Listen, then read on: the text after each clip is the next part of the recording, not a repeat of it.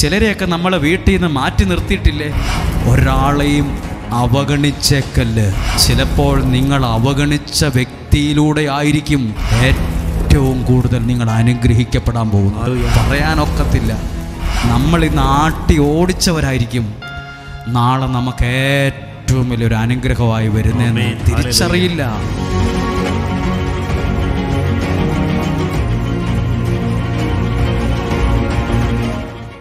ഹൃദയത്തിനകത്ത് ഒത്തിരി കൊതിയോടെയാണ്,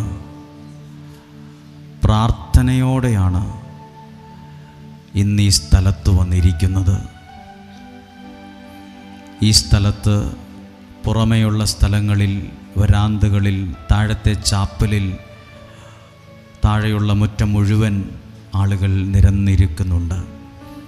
എല്ലാവരെയും ശ്രദ്ധയോടും ശ്രേഷ്ഠരായും ബഹുമാനത്തോടെയും കണ്ടുകൊണ്ടാണ് നിങ്ങൾക്ക് വേണ്ടി പ്രാർത്ഥിക്കാൻ ഒരുങ്ങി നിൽക്കുന്നത്. നമുക്കെല്ലാ കണ്ണുകളെയും ഒന്നടച്ച് ദൈവത്തിൻ്റെ കരങ്ങളിലേക്ക് പൂർണ്ണമായി ഒന്ന് ഏൽപ്പിച്ചു കൊടുക്കാം. ഫിലിപ്പി ലേഖനം 4-ാം അധ്യായം 9-ാമത്തെ വാക്യം, എന്നിൽ നിന്ന് പഠിച്ചതും എന്നിൽ നിന്ന് സ്വീകരിച്ചതും കേട്ടതും കണ്ടതും നിങ്ങൾ ചെയ്യുവിൻ, അപ്പോൾ സമാധാനത്തിൻ്റെ ദൈവം നിങ്ങളോട് കൂടെ ഉണ്ടായിരിക്കും.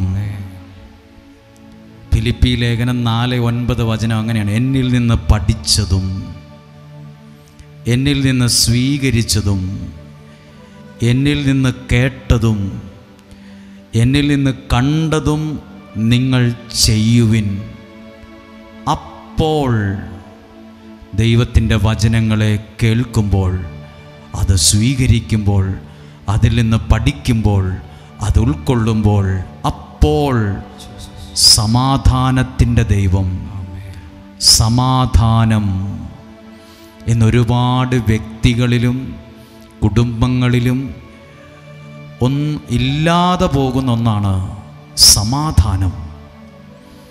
സമാധാനത്തിൻ്റെ ദൈവം നിങ്ങളുടെ കൂടെ ഉണ്ടായിരിക്കും. നിങ്ങളുടെ കൂടെ ഈ അനുഭവം ഉണ്ടാകട്ടെ. നിങ്ങൾ ഓരോ വിഷയങ്ങൾക്ക് വേണ്ടി പ്രാർത്ഥിക്കുകയല്ലേ പ്രിയപ്പെട്ടവരെ?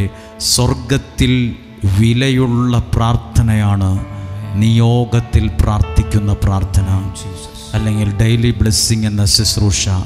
അനേകരുടെ പ്രശ്നങ്ങൾക്ക്, പ്രതിസന്ധികൾക്ക് പരിഹാരമായിട്ടാണ് ആ പ്രാർത്ഥനകളൊക്കെ മാറിക്കൊണ്ടിരിക്കുന്നത്. 365 ദിവസവും ദൈവവചനം പറയുന്ന ഒരു സ്ഥലത്താണ് നിങ്ങൾ കാലുറപ്പിച്ചു നിൽക്കുന്നത്. നിങ്ങൾ എവിടെയാണ് നിൽക്കുന്നതെങ്കിലും, ഈ സ്ഥലത്തിൻ്റെ ഏത് സ്ഥലത്തായി ഈ ശബ്ദം കേൾക്കത്തക്ക വിധം നിങ്ങൾ നിൽക്കുന്നതെങ്കിലും, കർത്താവേ, നിങ്ങൾ നിൽക്കുന്നത് ദൈവ സാന്നിധ്യമുള്ള ഒരു സ്ഥലത്താണ്. മോശ മലമുകളിൽ കയറി ചെന്നത് എന്തിനെന്നറിയാമോ? ഒരു മുൾപടർപ്പ് കത്തിക്കൊണ്ടിരിക്കുന്നത് കണ്ടു. അത് കത്തി അമരുന്നില്ല. ഇവിടെയും എപ്പോഴും കത്തി നിൽക്കുന്നൊരു ദൈവ ചൈതന്യമുണ്ട്. ഇവിടെയും എപ്പോഴും ശക്തമായി നിലകൊള്ളുന്ന, മോശ കണ്ടതുപോലെ കത്തി നിൽക്കുന്ന മുൾപടർപ്പ്. മോശ അത്ഭുതപ്പെട്ടു. ഇത് കത്തി അമരുന്നില്ലല്ലോ, ഇത് ചാരമായി പോകുന്നില്ലല്ലോ. അത് കാണാൻ മോശ അടുത്തു ചെന്നു. ഇതുപോലെ ചില അനുഗ്രഹങ്ങളെ അടുത്തു വന്ന് സ്വീകരിക്കാൻ ഇവിടെ വന്നവരാണ്, അടുത്തേക്ക് വന്നവരാണ്. മോശയോട് ദൈവം പറഞ്ഞു, മോശേ, നീ നിൽക്കുന്ന സ്ഥലം പരിശുദ്ധമാണ്, ചെരുപ്പഴിച്ചു മാറ്റുക. നിങ്ങൾ നിൽക്കുന്ന സ്ഥലം പരിശുദ്ധമാണ്. അനേകർ പ്രാർത്ഥിച്ച് അനുഗ്രഹം മേടിച്ചൊരു കസേരയിലും അനുഗ്രഹം മേടിച്ചൊരു സ്ഥലത്തുമാണ് നിങ്ങൾ കാലുറപ്പിച്ചു നിൽക്കുന്നത്. എല്ലാവരും വിശ്വസിക്കുക, ദൈവത്തിൻ്റെ അത്ഭുതങ്ങൾ ഇന്ന് എൻ്റെ ജീവിതത്തിൽ സംഭവിക്കുമെന്ന് വിശ്വസിക്കുക. ദൈവത്തിൻ്റെ ഇടപെടലുകൾ ഇന്ന് സംഭവിക്കുമെന്ന് വിശ്വസിക്കുക. കരങ്ങളെ ഹൃദയത്തോടൊന്ന് ചേർത്ത് വയ്ക്കുമ്പോൾ, ലാസർ മരിച്ച് ലാസറിനെ അടക്കം ചെയ്ത് 4 ദിവസം കഴിഞ്ഞ് യേശു ആ വീട്ടിൽ വരുമ്പോൾ യേശു പറഞ്ഞു, ആ കല്ല് എടുത്തു മാറ്റുക. അവർ യേശുവിൻ്റെ വാക്ക് കേട്ട് ആ കല്ലെടുത്ത് മാറ്റിയപ്പോഴാണ് അവരെ ഭാരപ്പെടുത്തിയ ആ വലിയൊരു പ്രശ്നം അവിടെ യേശു പരിഹരിച്ചത്. ദൈവത്തിൻ്റെ വാക്ക് കേൾക്കുന്നവരെ, ദൈവത്തിൻ്റെ വാക്കനുസരിക്കുന്നവരെ, ഇന്ന് നിങ്ങളുടെ മുമ്പിലുള്ള എത്ര വലിയ പ്രശ്നങ്ങളെയും ദൈവം പരിഹരിക്കുമെന്ന് വിശ്വസിക്കുക. ഇവിടെ ഒരുപാട് പേർ ഒരുമിച്ച് കൂടി പ്രാർത്ഥിക്കുന്ന ഒരു സ്ഥലമാണ്. 10 പേർ ഒരുമിച്ച് പ്രാർത്ഥിക്കുന്നേക്കാൾ വിലയുണ്ട് 100 പേർ ഒരുമിച്ച് പ്രാർത്ഥിക്കുന്നത്. 100 പേർ ഒരുമിച്ച് പ്രാർത്ഥിക്കുന്നേക്കാൾ വിലയുണ്ട് 1000 പേർ ഒരുമിച്ച് പ്രാർത്ഥിക്കുന്നത്. എനിക്ക് നല്ല ഉറപ്പുണ്ട്, നിങ്ങൾ അനുഭവിക്കുന്ന പ്രശ്നങ്ങൾ ദൈവം പരിഹരിക്കുമെന്ന്. എന്ത് കാര്യത്തെ ഓർത്താണോ നിങ്ങൾ കരഞ്ഞുകൊണ്ടിരിക്കുന്നത്? ലാസർ മരിച്ചു പോയല്ലോ, ചീഞ്ഞു പോയല്ലോ, നഷ്ടപ്പെട്ടു പോയല്ലോ എന്നോർത്ത് കരഞ്ഞ ഒരു കുടുംബത്തിൻ്റെ മേൽ ദൈവത്തിൻ്റെ വലിയൊരു ഇടപെടൽ ഉണ്ടായതുപോലെ നിങ്ങൾ എന്തിനെ ഓർത്താണ് കരയുന്നത്? എന്തിനെ ഓർത്താണ് വിഷമിക്കുന്നത്? ഏതു കാര്യത്തെ ഓർത്താണ് നിങ്ങളുടെ മനസ്സ് വേദനിക്കുന്നത്? ആ വിഷയത്തെ ദൈവം ഇന്ന് പരിഹരിക്കും. ദൈവം ഇന്ന് പരിഹരിക്കും. Hallelujah, hallelujah. ക്രൂശിൽ നിന്നും പാഞ്ഞൊഴുകുന്ന ആ ദൈവസ്നേഹത്തെ എല്ലാവരും ഒന്ന് പ്രാർത്ഥനയോടെ കേട്ടെ. ക്രൂശിൽ നിന്നും ധൂർത്തപുത്രൻ തിരിച്ചു വന്നപ്പോൾ വസ്ത്രമൊന്നും കൊള്ളത്തില്ലായിരുന്നു, അത് അഴുക്കുള്ള വസ്ത്രമായിരുന്നു. അത് മാറ്റി ആ പിതാവ് ഒരു നല്ല വസ്ത്രം ധരിപ്പിച്ചു. ആ വസ്ത്രത്തിൻ്റെ പേരെന്നാണെന്നറിയാമോ? ആ പിതാവ് കൊടുത്ത വസ്ത്രത്തിൻ്റെ പേരാണ് സ്നേഹത്തിൻ്റെ വസ്ത്രം. ആ മകൻ്റെ കയ്യിൽ ഒരു മോതിരം ഇടിച്ചു. ആ മോതിരത്തിൻ്റെ പേരെന്നാണെന്നറിയാമോ? സ്നേഹത്തിൻ്റെ മോതിരം. കാലിൽ ഒരു ചെരുപ്പ് ധരിക്കാൻ ചെരുപ്പ് കൊടുത്തു. ആ ചെരുപ്പിൻ്റെ പേരെന്തെന്നറിയാമോ? അത് സ്നേഹത്തിൻ്റെ ചെരുപ്പാണ്. അത് സ്നേഹത്തിൻ്റെ മോതിരമാണ്. സ്നേഹത്തിൻ്റെ ഒരു ഉടുപ്പാണ് എടുത്തു കൊടുത്തത്. ഇതുപോലെ ദൈവസന്നദ്ധിയിൽ പ്രാർത്ഥിക്കുന്ന നിങ്ങൾക്ക് ദൈവസ്നേഹത്തിൻ്റെ ചില അനുഗ്രഹങ്ങൾ തരുന്ന സമയമാണ്. അതുകൊണ്ട് ഈ പാട്ടുകാരൻ പാടുന്ന പാട്ടിനോട് ചേർന്ന് കണ്ണുകൾ അടച്ച് പ്രാർത്ഥിക്കണം. ക്രൂശിൽ നിന്നും പാഞ്ഞൊഴുകുന്ന ദൈവസ്നേഹം, പാഞ്ഞൊഴുകിയിടുന്ന ദൈവസ്നേഹത്തിൻ വൻകൃപയെ. ചേർന്ന് പാടുമോ? ക്രൂശിൽ നിന്നും പാഞ്ഞൊഴുകിയിടുന്ന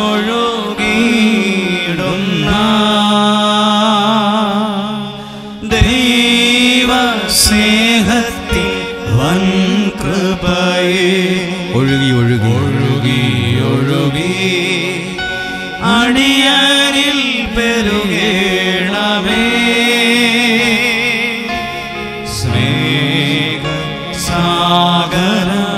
അതുകൊണ്ട് ചേർന്ന് പാടണം. സ്നേഹമാം ദൈവമേ, നീ എന്നിൽ അനുദിനം അനുദിനവും വളരേണമേ. ചേർന്ന് പാടി. ഞാനോ കുറയണമേ. അർത്ഥമറിയാമെങ്കിൽ ചേർന്ന് പാടിയേ. സ്നേഹമാം ദൈവമേ, നീ എന്നിൽ അനുദിനവും വളരേണമേ. ഞാനോ കുറയണമേ. ചേർന്ന് ശബ്ദം ഉയർത്തി പാടുകയാണ്. സ്നേഹമാം ദൈവമേ, നീ എന്നിൽ അനുദിനവും വളരേണമേ. ഞാനോ കുറയണമേ. ക്രൂശിൽ നിന്നും പാഞ്ഞൊഴുകിയിടുന്ന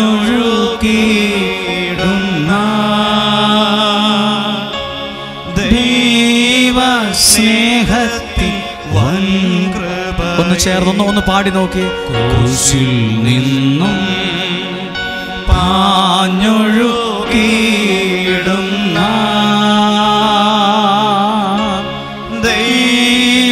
ദൈവസ്നേഹത്തിൻ വൻകൃപയെ. വിശ്വസിച്ച് ഒഴുകി ഒഴുകി എൻ്റെ ഭവനത്തിൽ അടിയനിൽ പെരുകേണമേ.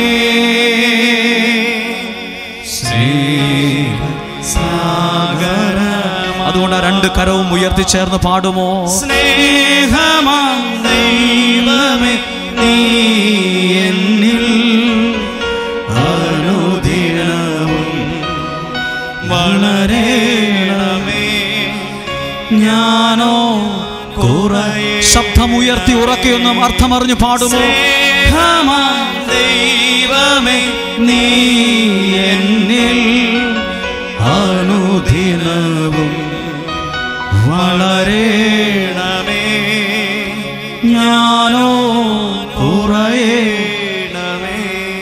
ഞാനോ കുറയണമേ.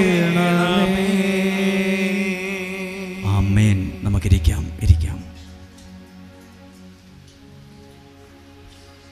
ഹല്ലേലൂയ. ഡിസംബർ മാസത്തിലെ ആദ്യ വെള്ളിയാഴ്ചയാണ് നമ്മൾ ഒരുമിച്ച് കൂടിയിരിക്കുന്നത്. ഒത്തിരി ആളുകൾ ഈ സ്ഥലത്ത് ഈ ശബ്ദം കേൾക്കത്തക്ക വിധം ഇവിടെയുണ്ട്.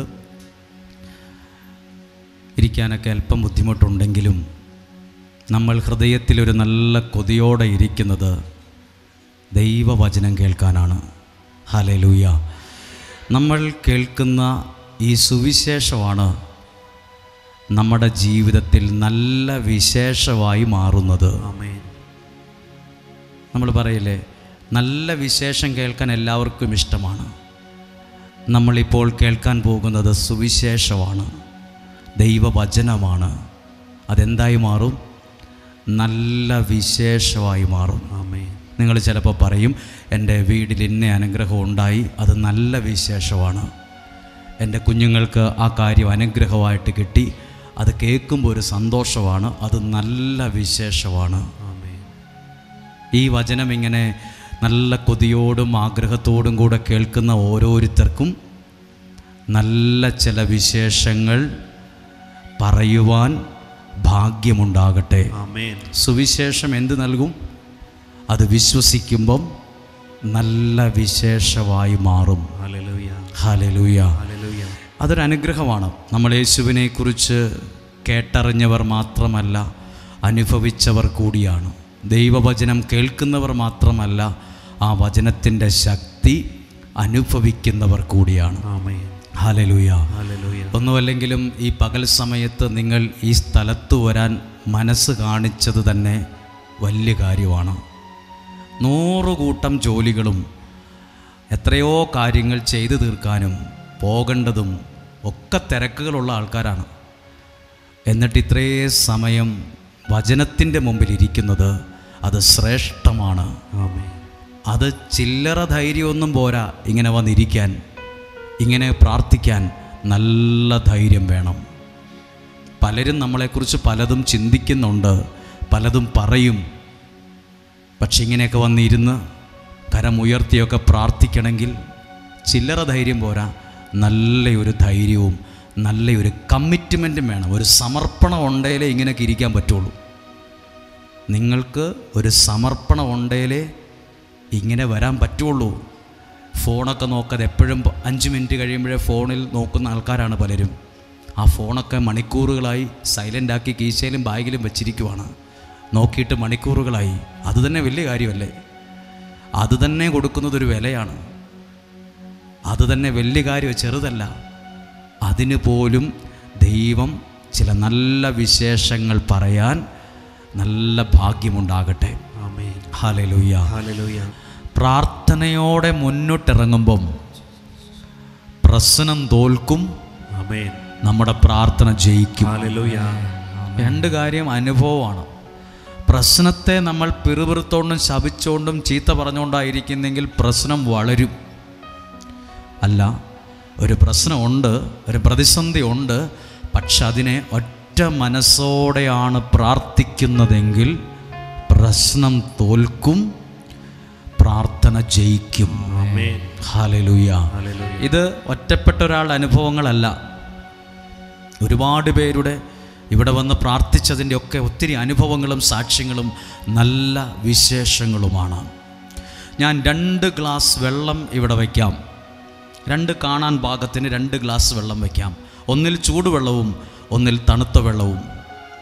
2ഉം വെള്ളമാണ്, പക്ഷെ ഒന്നിൽ ചൂടാണ്, ഒന്നിൽ നല്ല തണുപ്പുമാണ്. എങ്ങനെ അറിയും ഇത് ചൂടും തണുപ്പുമാണെന്ന്? അതിൽ നമ്മൾ തൊട്ട് നോക്കുമ്പോൾ അറിയാം ചൂടുവെള്ളം ഏതാ, തണുപ്പ് വെള്ളം ഏതാണെന്ന് അറിയാൻ പറ്റും. കാണുമ്പോൾ 2 ഒരുപോലെയാണ്. അതുപോലെ നിങ്ങളും ഈ പുസ്തകം കാണുമ്പോൾ ഓർക്കും, ഇത് സാധാരണ ഒരു പുസ്തകമാണ്. കാണുമ്പം ഇതിനകത്തുള്ളതും സാധാരണ അക്ഷരങ്ങളുമാണ്. പക്ഷേ ഇതിൽ വിശ്വാസത്തോടെ തൊടുമ്പോൾ അറിയാം ആ ചൂടും ആ തണുപ്പും. സാധാരണ എടുക്കുമ്പോൾ ഇത് പുസ്തകമാണ്. എല്ലാ പുസ്തകത്തിലെയും അക്ഷരങ്ങൾ പോലെ അക്ഷരമുണ്ട്. ഇതൊരു പുസ്തകത്തിൻ്റെ രൂപത്തിലായിരിക്കുന്നത്. ദൂരെ നിന്ന് നോക്കുമ്പം ചൂടുവെള്ളമേതാ തണുത്ത വെള്ളമേതാന്ന് അറിയത്തില്ല. പക്ഷെ തൊട്ട് നോക്കുമ്പോൾ അറിയാം ഇത് ചൂടാണ്, ഇത് തണുപ്പാണ് എന്ന് നമുക്കറിയാൻ പറ്റും. ഇതുപോലെ നിങ്ങൾ കേൾക്കുന്ന വചനം, നിങ്ങളുടെ കൈകളിലുള്ള ദൈവവചനം, അത് കാണുമ്പോൾ ഒരു പുസ്തകമാണ്. അതിനകത്തുള്ള അക്ഷരങ്ങളും സാധാരണയാണ്. പക്ഷേ അത് വിശ്വാസത്തോടെ തൊടുന്നവന് അത് തണുപ്പായും ചൂടായും ഒക്കെ അനുഭവിക്കാൻ കഴിയും. ഹല്ലേലൂയ. അങ്ങനെ ഒരുപാട് പേർ, ലക്ഷക്കണക്കിന് ആളുകൾ ദൈവത്തിൻ്റെ വചനത്തിൻ്റെ ആ ചൂടും ആ തണുപ്പും ഇന്ന് അറിഞ്ഞോണ്ടാ വണ്ടിക്കാശ് മുടക്കി, ജോലി മാറ്റിവെച്ച്, സമയം മാറ്റിവെച്ച് ഇവിടെ ഓടി വന്നത്. ഒരപ്പനും അമ്മയും ഓസ്ട്രേലിയയിൽ നിന്ന് വന്ന് ഇവിടെ വന്നിട്ടുണ്ട്. അവർക്ക് ഈ ദൈവവചനം കേട്ടതിലൂടെ ഉണ്ടായ സൗഖ്യത്തിൻ്റെ ചൂടും അതിലൂടെ ലഭിച്ച സമാധാനത്തിൻ്റെ തണുപ്പും അനുഭവിച്ച് ഓസ്ട്രേലിയയിൽ നിന്ന് വന്ന് ഇവിടെ പ്രാർത്ഥിക്കാൻ വന്നിട്ടുണ്ട്. ഇവിടെയുണ്ട് അവർക്ക് കിട്ടിയ ഒരു അനുഭവം. ഇവിടെ വന്ന് നല്ല വിശേഷം പറയാൻ അവിടെ വരുമായിരിക്കും. ആ ദൈവത്തിൻ്റെ അനുഗ്രഹമാണ്. ഹല്ലേലൂയ. ഒരു കരം ഉയർത്തി ചേർന്ന് പറഞ്ഞ് ഹല്ലേലൂയ, ഹല്ലേലൂയ. നല്ല വിശേഷം പറയാൻ സ്വർഗത്തിലെ ദൈവം നിങ്ങളെ സഹായിക്കട്ടെ. ഞാൻ ഇന്നൊരു വചനം വായിക്കുകയാണ്. 2 രാജാക്കന്മാരുടെ പുസ്തകം 13-ാം അധ്യായം 20-ാമത്തെ വാക്യം ഒന്ന് വായിക്കുകയാണ്. ഒരുപക്ഷെ ഇതിനു മുമ്പ് നിങ്ങൾ കേട്ട് കാണും, ശ്രദ്ധിച്ചു കാണും. ഈ വചനമൊന്ന് നിങ്ങളുടെ ശ്രദ്ധയിൽ കൊണ്ടുവരുമ്പോൾ ഇതെന്തിനാണിത് പറയുന്നത് എന്ന് നിങ്ങൾക്ക് മനസ്സിലാകും. 2 രാജാക്കന്മാരുടെ പുസ്തകം 13-ാം അധ്യായം 20-ാമത്തെ വാക്യം. എലീഷ മരിച്ചു. ഒരാൾ മരിച്ചു എന്ന് എഴുതിയിട്ടുണ്ട്. ആരാണ് മരിച്ചത്? ദൈവത്തിൻ്റെ പ്രവാചകനായി നിന്ന എലീഷ മരിച്ചു. ആളെ ശവം അടക്കി. അദ്ദേഹത്തിൻ്റെ ശരീരം ചീഞ്ഞ് പുഴുതിന്ന് തീർത്തു. ഇപ്പോൾ കുറച്ച് അസ്ഥികൾ മാത്രമേ ഉള്ളൂ. എലീഷ മരിച്ചു. അങ്ങനെ ഇരിക്കുമ്പം വസന്തകാലത്ത് എലീഷായെ ശവം അടക്കിയ സ്ഥലത്തൂടെ വേറൊരു ശവടക്ക് പോവുകയാണ്. ഒരാളെ ശവം അടക്കിയ സിമിത്തേരി അവിടെ ഉണ്ട്, കല്ലറയുണ്ട്. അവിടെ ഒരാളെ അടക്കി. എലീഷ എന്ന് പറഞ്ഞ ആളെ മരിച്ചു, അടക്കി. അപ്പോൾ വേറൊരു ശവടക്ക് കുറേ നാളുകൾക്ക് ശേഷം ആ റോട്ടിൽ കൂടെ വരുവാണ്. അതെഴുതിയിരിക്കുകയാണ്, വസന്തകാലത്ത് മൊവാബ്യർ കൂട്ടമായി വന്ന് ദേശം ആക്രമിച്ചു. മൊവാബ്യർ എന്ന് പറയുന്ന കൂട്ടമായി വന്ന് ദേശം ആക്രമിച്ചു. അപ്പോൾ ഈ ആക്രമിക്കാൻ വരുന്ന സമയത്ത് ഈ ശവോടക്ക് ഇതിലെ വരുവാണ്. ആക്രമിക്കാൻ ഒരു കൂട്ടം ആളുകൾ ഇതിലൂടെ അങ്ങോട്ട് വരുമ്പോൾ നേരെ ഓപ്പോസിറ്റ് ഒരാളുടെ ബോഡി എടുത്തുകൊണ്ട് പെട്ടിക്കകത്താക്കി ശവോടക്കിനായിട്ട് വരുവാണ്. അപ്പോൾ ഇവരെ കണ്ട് പേടിച്ച് പെട്ടിക്കകത്തുണ്ടായിരുന്ന ജഡം, ശവശരീരം അവർ വലിച്ചെറിഞ്ഞിട്ട് ശവോടക്കിന് വന്ന ആളുകൾ ഓടി. മൊവാബ്യർ ആക്രമിക്കാൻ വന്നപ്പം അവർ ചുമന്നുകൊണ്ടുപോയ ശരീരം, മരിച്ച ഒരാളുടെ ജഡം, ശവം എടുത്തെറിഞ്ഞു. ചെന്നു വീണത് എലീഷായെ അടക്കിയ കുഴിക്കകത്ത്. അവരെടുത്തെറിഞ്ഞത്, ചെന്നു വീണത് എന്തായാലും പ്രാർത്ഥനയുള്ളൊരു മനുഷ്യനെ അടക്കിയ സ്ഥലത്താ ചെന്നു വീണത്. വായിക്കാം ആ വാക്യം. ഒരുവനെ സംസ്കരിക്കാൻ ശവസംസ്കാരം നടത്താൻ കൊണ്ടുപോകുമ്പോൾ അക്രമി സംഘത്തെ കണ്ട്, ആക്രമിക്കാൻ വരുന്നവരെ കണ്ട് അവർ ജഡം എലീഷായുടെ കല്ലറയിലേക്ക് എറിഞ്ഞു. ഒരാളെ അടക്കിയ സ്ഥലത്തേക്ക് എറിഞ്ഞു. അപ്പോൾ മരിച്ചുപോയ ആളുടെ ശരീരം എലീഷായുടെ അസ്ഥികളെ സ്പർശിച്ചപ്പോൾ ഈ മരിച്ചുപോയ ആളുടെ ഈ ശരീരം, ഈ ജഡം എലീഷായുടെ ചീഞ്ഞുപോയ എലീഷായുടെ അസ്ഥിയെ പോയി ടച്ച് ചെയ്തു, തൊട്ടപ്പോൾ ജഡം ജീവൻ പ്രാപിച്ച് എഴുന്നേറ്റ് നിന്നു. മരിച്ച മനുഷ്യൻ എലീഷായുടെ അസ്ഥിയെ തൊട്ടപ്പം എന്തോ ഒരു കാര്യം നടന്നു. നഷ്ടപ്പെട്ട ജീവൻ തിരിച്ചു വന്ന് എഴുന്നേറ്റ് നിന്നു. ആ ശവടക്കിന് കൊണ്ടുപോയി വലിച്ചെറിഞ്ഞ ആളിപ്പം എഴുന്നേറ്റ് നിന്നു. പ്രതീക്ഷിക്കാത്തൊരു കാര്യം അവിടെ നടന്നു. ഞാൻ ഈ പറയുന്നത്, നമ്മളും നിൽക്കുന്നത് പ്രാർത്ഥനയുള്ള ഒരു സ്ഥലത്താണ്. എന്തൊക്കെയോ നമ്മൾ പോലും അറിയാതെ സംഭവിക്കുന്നുണ്ട്. നമ്മൾ എന്തിനോട് ചേർന്ന് നിൽക്കുന്നോ അതിൻ്റെ ഗുണം നമുക്കുണ്ട്. ഉണ്ടോ? നിങ്ങളെപ്പോഴും മത്തിയും അയലയും ഒക്കെ വിൽക്കുന്ന മീൻ മാർക്കറ്റിൽ പോയി നിന്ന് നോക്കി, നമ്മുടെ ശരീരത്തും മീനിൻ്റെ മണമായിരിക്കും. ആണോ? എപ്പോഴും ഇറച്ചി മാർക്കറ്റിൽ പോയി നിന്ന് നോക്കിക്കേ, രാവിലെ തൊട്ട് വൈകുന്നേരം നമ്മുടെ വസ്ത്രത്തിലും നമ്മുടെ ശരീരത്തിലൊക്കെ മാംസത്തിൻ്റെ മണമായിരിക്കും. എപ്പോഴും മെഡിക്കൽ സ്റ്റോറിൽ മരുന്നുമായി ബന്ധപ്പെട്ട് നമ്മുടെ ശരീരത്തും മരുന്നിൻ്റെ മണമായിരിക്കും. എപ്പോഴും റബ്ബർ വെട്ടി പാലും എടുത്തിരുന്ന് നോക്കി, നമ്മുടെ ശരീരത്തിൽ ഒട്ടുപാലിൻ്റെയും റബ്ബറിൻ്റെ മണമായിരിക്കും. നമ്മൾ കുളിച്ചൊക്കെയാണ് പോകുന്നതിലും അടുത്ത് നിൽക്കുന്ന ഒരു ഫുൾ ഒട്ടുപാലിൻ്റെ മണമാണല്ലോ. എപ്പോഴും ഇവിടെ കാപ്പിയുണ്ട്. കാപ്പി പറിക്കുന്ന ആൾക്കാരുടെ വൈകുന്നേരം കാപ്പിയൊക്കെ പറിച്ച് ഇവിടെ തൂക്കാൻ കൊണ്ടുവരുമ്പം കാപ്പിയുടെ ഒരു സ്മെല്ല് അവരുടെ ശരീരത്തുണ്ട്. തേയില പറിക്കുന്ന ആൾക്ക് തേയിലയുടെ ഒരു സ്മെല്ല് അവർക്കുണ്ട്. നമ്മൾ എന്തിനോട് ചേർന്ന് നിൽക്കുന്നോ നമ്മൾ പോലും അറിയാതെ അതിൻ്റെ ഒരു കാര്യം നമുക്ക് കിട്ടും.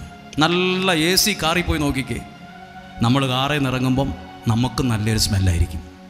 ആ കാറിനകത്തുള്ള സ്പ്രേയുടെ സ്മെല്ല് നമ്മുടെ ശരീരത്തിൽ കാണും. പുള്ളി വന്നപ്പോൾ അടിച്ച സ്പ്രേ ആയിരിക്കില്ല, ആ കാറിനകത്തുള്ള എയർ ഫ്രഷറിൻ്റെ സ്മെല്ല് നമ്മുടെ ശരീരത്തും ഉണ്ടാവും. ശരിയാണോ? ഇപ്പോൾ നിങ്ങൾ നിൽക്കുന്നത് ദൈവവചനത്തോട് ചേർന്നാണ്. ഒട്ടും പ്രാർത്ഥിക്കാനൊന്നും കഴിഞ്ഞില്ലെങ്കിലും നമ്മൾ പോലും അറിയാതെ ഇതിൻ്റെ ഒരു അനുഗ്രഹം, ഇതിൻ്റെ ഒരു ചൈതന്യം നിങ്ങളുടെ മേൽ വന്നു തൊടും. ഹല്ലേലൂയ. നമ്മളെല്ലാം കാണാൻ പറ്റുന്നതല്ല എല്ലാം. നിങ്ങൾ TV കാണാനിരിക്കുന്നത് എങ്ങനെയാണ്? TV അവിടെയായിരിക്കുന്നത്. നിങ്ങളിരിക്കുന്ന കസേരയിൽ നിങ്ങളുടെ കയ്യിലുള്ളത് റിമോട്ടാണ്. റിമോട്ടും TVയും തമ്മിൽ ഒരു വയറിൻ്റെ കണക്ഷൻ പോലും ഇല്ല. പക്ഷേ ഇവിടെ നിന്നൊരു സ്വിച്ച് ഞെക്കുമ്പോൾ ചാനൽ മാറുന്നുണ്ട്. ഇവിടെ നിന്ന് ഓഫാക്കുമ്പോൾ അത് ഓഫാകുന്നുണ്ട്. ഒന്നും കാണാനില്ലല്ലോ. ഈ റിമോട്ടും TVയുടെയും ഇടയിൽ ചില കാര്യങ്ങൾ കാണുന്നില്ലേലും നടക്കുന്നുണ്ട്. അതുകൊണ്ട് അത് ചാനൽ മാറുന്നത്, ഓഫാകുന്നത്, ഓണാകുന്നത് ഒക്കെ. ഇതുപോലെ പ്രാർത്ഥിക്കുമ്പോൾ നിങ്ങൾ കാണുന്നത് തന്നെ, ഒരാൾ മൈക്കും പിടിച്ച് അവിടെ നിൽക്കുന്നു, കുറച്ച് പ്രാർത്ഥന കാര്യങ്ങളൊക്കെ ഇവിടെ നടക്കുന്നു, ഒരാൾ അവിടെ നിന്ന് പാടുന്നു, കുറേ ലൈറ്റൊക്കെ ഇട്ടിട്ടുണ്ട്, കുറച്ച് ഫാനൊക്കെ കറങ്ങുന്നുണ്ട്. ഇതൊക്കെ കാണുന്നുള്ളെങ്കിലും കാണാത്ത ചില കാര്യങ്ങൾ, നമ്മുടെ ഈ സാധാരണ കണ്ണുകൾ കൊണ്ട് കാണാത്ത ചില കാര്യങ്ങൾ ഇങ്ങനെ പ്രാർത്ഥിക്കുമ്പോൾ, പാടുമ്പോൾ, ആരാധിക്കുമ്പോൾ അവിടെ ദൈവം ചെയ്തുകൊണ്ടാണിരിക്കുന്നത്. ഹല്ലേലൂയ. അതുകൊണ്ടാണ് പറഞ്ഞത്, എല്ലാവരെ പോലെയും കൈ ഉയർത്തി പ്രാർത്ഥിക്കാനും കൈ അടിച്ച് പാടാനൊന്നും പറ്റിയില്ലേലും ചുമ്മാ അവിടെ ഇരിക്കാനാണോ തോന്നുന്നത്? അവിടെ ഇരിക്കുക. ചുമ്മാ ഉറങ്ങാനാണോ തോന്നുന്നത്? ഉറങ്ങ്. ഇനി ഇവിടെ ഒന്നും കയറാൻ ഇഷ്ടമില്ല, ഞാൻ ആ കാപ്പിത്തോട്ടത്തിൽ ഇരുന്നാൽ അവിടെ ഇരിക്കുക. എനിക്കിതൊന്നും ഇഷ്ടമില്ല, ഞാൻ ആ കാറിൽ ഇരുന്നാൽ മതി, അവിടെ ഇരിക്കുക. ഇരിക്കാൻ തോന്നുന്ന സ്ഥലത്ത് ഇരിക്കുക, നിൽക്കാൻ തോന്നുന്ന സ്ഥലത്ത് നിൽക്കുക. എവിടെയായാലും നിങ്ങൾ പോലും അറിയാതെ ചില ദൈവീക പ്രവൃത്തികൾ നിങ്ങളിലും നിങ്ങളുടെ കുടുംബത്തിലും സംഭവിച്ചിരിക്കും. അതാ ഇവിടെ നടന്നത്. മരിച്ചുപോയ ഒരാളുടെ അസ്ഥിയെ വന്ന് ടച്ച് ചെയ്തു. ആരുടെ ശരീരം? മരിച്ച് അടക്കാൻ കൊണ്ടുപോയ ഒരാളെ ശത്രുക്കളെ പേടിച്ച് അവർ ആ ബോഡി ജഡമെടുത്തൊരു ഒറ്റയേറ് ചെന്ന് വീണത് പ്രാർത്ഥനയുള്ളൊരു മനുഷ്യൻ, ജീവിച്ചിരുന്ന നല്ലൊരു പ്രാർത്ഥനയുള്ള മനുഷ്യൻ്റെ അസ്ഥിയെ വന്ന തൊട്ടത്. നിങ്ങളും ഇപ്പോൾ വന്നിരിക്കുന്നത് പ്രാർത്ഥനയുള്ള ഒരു അന്തരീക്ഷത്തിലാണ് വന്ന് ചെന്ന് പെട്ടിരിക്കുന്നത്. ഇഷ്ടമില്ലാതായിരിക്കും ഇപ്പോൾ ഇവിടെ വന്നേ, പക്ഷെ സാരമില്ല, നിങ്ങളിൽ പോലും ഒരു ദൈവിക ചൈതന്യം പ്രവർത്തിച്ചു കൊണ്ടിരിക്കും. ഇത് വിശ്വസിക്കുന്നു? ഇത് കുറച്ച് വായിക്കാനില്ലേ, ചില കാര്യങ്ങൾ ചിന്തിക്കാനില്ലേ? ആരും പ്രതീക്ഷിച്ചില്ല ഈ മരിച്ചു പോയവൻ ഇങ്ങനെ എഴുന്നേറ്റ് നിൽക്കുമെന്ന്. നിങ്ങൾ ഇനി ഉയർത്തെഴുന്നേൽക്കുമെന്ന് ആരും പ്രതീക്ഷിച്ചൊന്നും വരില്ല. നിങ്ങൾക്കൊരു അനുഗ്രഹമുള്ളൊരു കാലം ഉണ്ടാകും ഇനി എന്ന് ചിന്തിച്ചൊന്നും കാണത്തില്ല. നിങ്ങൾ വിചാരിക്കുന്ന എല്ലാം അവസാനിച്ചു എന്നാ പറയാൻ വരട്ടെ, തോറ്റു എന്നും പറഞ്ഞ് പോകാൻ വരട്ടെ, തകർന്നു എന്നും പറഞ്ഞ് തിരിച്ചു പോകാൻ വരട്ടെ. ചില എഴുന്നേറ്റു നിൽക്കാനുള്ള ഭാഗ്യമൊക്കെ ദൈവം തരും. ഹല്ലേലൂയ. ഇത് ഇച്ചിരി ചിന്തിക്കണം കേട്ടോ. നിങ്ങളും ഈ അനുഗ്രഹയിൽ വരുമ്പം, നിങ്ങളുടെ ജീവിതം ഇവിടെ വരുമ്പം, നിങ്ങളുടെ പ്രാർത്ഥന ഇവിടെ വരുമ്പോൾ ഒന്നുമില്ലെങ്കിലും എന്തൊക്കെയോ ഒരു ദൈവപ്രവൃത്തി അതിനകത്ത് സംഭവിക്കാൻ തുടങ്ങും. നല്ല സ്വപ്നങ്ങൾ ഈ കൂട്ടത്തിൽ ഇരിക്കുന്ന ഓരോരുത്തർക്കും ഉണ്ട്. എല്ലാവരുടെ അടുത്തും ഓരോ മൈക്ക് തന്നാൽ നിങ്ങൾക്കല്ല ഇന്ന് വൈകുന്നേരം വരെ പറയാൻ ആഗ്രഹങ്ങളുണ്ട്. ഇന്ന് കേൾക്കുന്ന നിങ്ങൾ ഈ കേൾക്കുന്ന വചനത്തോട് നിങ്ങളുടെ നല്ല ആഗ്രഹം ഇങ്ങനെ ചേർന്ന് വരട്ടെ. ആ മനുഷ്യൻ്റെ ജഡം ഏലീഷായുടെ അസ്ഥിയെ തൊട്ടതുപോലെ നമ്മുടെ നല്ല ആഗ്രഹങ്ങൾ കേൾക്കുന്ന ദൈവവചനത്തോട് ഇങ്ങനെ ചേർന്ന് വരുമ്പോൾ നിങ്ങളുടെ ആഗ്രഹങ്ങൾ അനുഗ്രഹമായി എഴുന്നേറ്റു വരും. നല്ല ആഗ്രഹങ്ങളെ ദൈവം സാധിപ്പിച്ചു തരും. ഹല്ലേലൂയ. ഒരു കരം ഉയർത്തി ശബ്ദമായി ഒന്ന് പറഞ്ഞേ ഹല്ലേലൂയ, ഹല്ലേലൂയ. ഒത്തിരി പേർ നമ്മളെ കണ്ട് ഇവിടെ ഇരിക്കുന്ന ചില പിള്ളേരെ, യുവതി യുവാക്കളൊക്കെ വരുമ്പോഴേ അപ്പുറത്തിരിക്കുന്ന അമ്മ മുമ്പിൽ നിൽക്കുന്ന ഒരു മകളെ കണ്ടുകൊണ്ട് ആഗ്രഹിക്കുക, ഈ മകൾ പോലെ എനിക്കും ഉണ്ടല്ലോ ദൈവമേ ഇതേ പ്രായമുള്ള ഒരു പെങ്കൊച്ച്, ഈ പെങ്കൊച്ചിനെ പോലെ എൻ്റെ മകളും ഇവിടെ ഒന്ന് വന്നായിരുന്നെങ്കിൽ എന്നാഗ്രഹിക്കുന്ന അമ്മമാരുണ്ട്. ഒരാങ്കൊച്ചിനെ കാണുമ്പോൾ ഇവിടെ ഇരിക്കുന്ന ചില അപ്പച്ചന്മാർ ഓർക്കും, ഇതേപോലെ ഇതേ പ്രായമുള്ള ഒരു കൊച്ച് എനിക്കും ഉണ്ടല്ലോ, ഈ കൊച്ചെ സമ്മതിക്കണം, ഇവനിവിടെ വന്ന് പ്രാർത്ഥിക്കുന്നുണ്ടല്ലോ. നമ്മളെ കാണുന്ന ഒരുപാട് പേർ നമ്മളെക്കുറിച്ച് ചിന്തിക്കുന്നുണ്ട് കേട്ടോ. നമ്മുടെ മുമ്പിൽ നിൽക്കുന്നവർ, സൈഡിൽ നിൽക്കുന്നവർ, ഇതേ പ്രായമുള്ള ഒരാൾ എനിക്കും ഉണ്ടല്ലോ, ഇതേപോലത്തെ ഒരാൾ എൻ്റെ വീട്ടിലുണ്ടല്ലോ, അവരിങ്ങനെയാണല്ലോ, ഇതുപോലൊക്കെ ഒന്ന് പ്രാർത്ഥിച്ചായിരുന്നെങ്കിൽ. ഒത്തിരി ആഗ്രഹത്തോടെ ഇരിക്കുന്ന ഒരു കാര്യമാണ്. ഒരു വചനമുണ്ട്, നിന്റെ പ്രതീക്ഷയ്ക്കും ആഗ്രഹങ്ങൾക്കും ഭംഗം നേരിടുകയില്ല. അത് അനുഗ്രഹമായിട്ട് വരും. വിശ്വസിച്ചുറക്കിയെന്ന് പറഞ്ഞേ ഹല്ലേലൂയ. ശബ്ദമുയർത്തി പറഞ്ഞേ ഹല്ലേലൂയ. കരങ്ങൾ താഴ്ത്തി. ഒരു അനുഗ്രഹമുള്ള വചനം ഞാൻ ഇന്നലെ പറഞ്ഞൊരു കാര്യമാണ്, എന്നാലും ഒരിക്കൽ കൂടി അതൊന്ന് ആവർത്തിച്ച് പറയുവാൻ ആഗ്രഹമുണ്ട്. കാരണം ഇതൊന്നും കൂടി പറഞ്ഞാൽ ആവർത്തനമാകുമെന്ന് എനിക്കറിയാം, എങ്കിലും നിങ്ങൾക്കത് അനുഗ്രഹമാകട്ടെ എന്ന് ആഗ്രഹിച്ച് പറയുവാണ്. 1 രാജാക്കന്മാരുടെ പുസ്തകം 17-ാം അധ്യായം 2 മുതലുള്ള വാക്യം ഒന്ന് വായിക്കുകയാണ്. കർത്താവ് ഏലിയായോട് അരുൾ ചെയ്തു. ഇത് ഏലിയായുമായി ബന്ധപ്പെട്ട കാര്യം. മുമ്പേ കേട്ടത് ഏലീഷയായിട്ട് ബന്ധപ്പെട്ട കാര്യമാണ്. ഇത് നിങ്ങൾക്ക് ഉപകാരമാകും. നിങ്ങൾ വീട്ടിൽ ചെന്ന് ഇതെന്തായാലും വായിക്കും. ഇത് കാര്യം കേൾക്കുമ്പോൾ ഇത് വായിക്കും.